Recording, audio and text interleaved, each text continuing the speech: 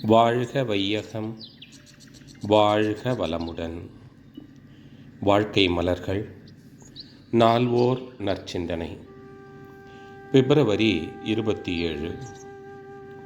தலைப்பு: சமுதாயத்தினிடையே நட்பு கெடக் காரணம்.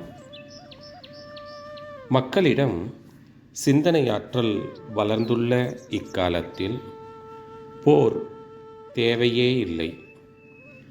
ஐக்கிய நாடுகள் சபையின் பாதுகாப்பு குழுவினிடம் உலக நாடுகளின் எல்லைக் கோடுகளை பாதுகாக்கும் பொறுப்பை ஒப்புவித்துவிட்டு எந்த நாடும் பிற நாட்டுக்கு அஞ்சாமலும் பிற நாட்டை பகைக்காமலும் வாழலாம்.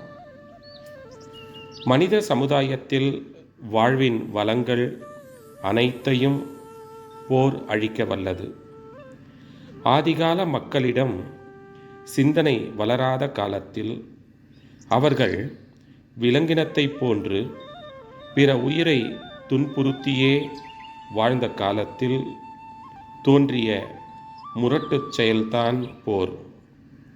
அக்காலத்தோடு இக்காலத்தை ஒப்பிட்டு பார்த்தால் மனிதனின் சிந்தனை எவ்வளவோ உயர்ந்து இருக்கிறது.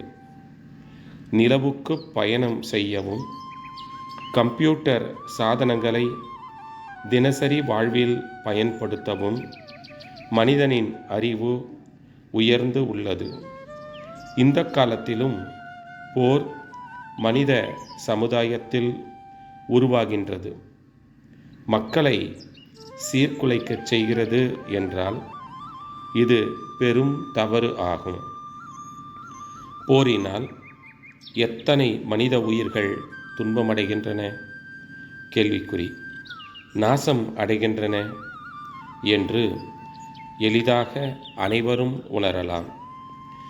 மனிதகுல வாழ்வை சீரமைத்து கொள்ள பொருள் உரிமை சட்டங்கள், எளியவரை வலியவர்கள் தாக்கி துன்புறுத்தாமல் காக்கும் சமுதாய நல சட்டங்கள், இவற்றை இயற்றவும் நிர்வாகம் செய்யவும் அரசியல் முறையில் சிறந்து உயர்ந்துள்ள காலம் இது.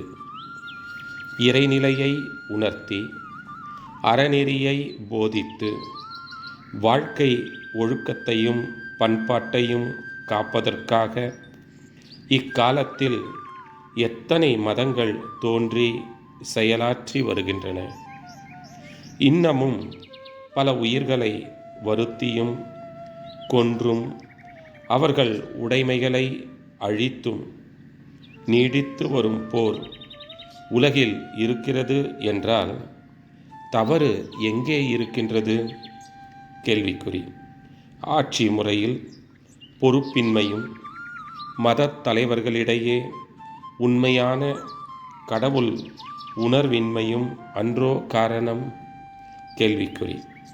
அருட்தந்தை வாழ்க வளமுடன் தொடரும்.